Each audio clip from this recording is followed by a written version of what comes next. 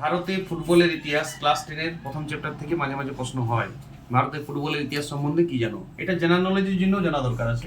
দেখো, ভারতীয় ফুটবলের জনক বলা হয় নগেন্দ্র প্রসাদ সর্বাধিকারী মহাশয়কে।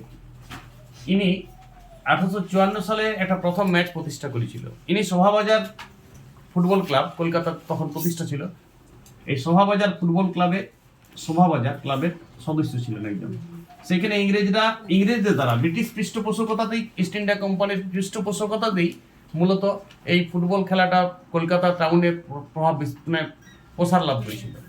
এবং ব্রিটিশ পৃষ্ঠপোষকতায় এবং নগেন্দ্র প্রসাদ সর্বাধিকারীর সৌজন্যে 1854 সালে প্রথম ম্যাচ হয়েছিল, এরকম খেলার ম্যাচ।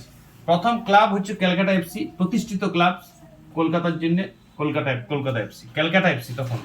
আর 1889 সালে মোহনবাগান ক্লাব প্রতিষ্ঠা হয়েছিল। 1911 সালে ভারতের প্রথম আইএফএ শিল্ড জয়ী ক্লাব হচ্ছে মোহনবাগান। আর ডুরান্স কাপ একটা এশিয়ার বিখ্যাত কাপ, সেই কাপটা 1888 সাল থেকে খেলা শুরু হয়েছিল।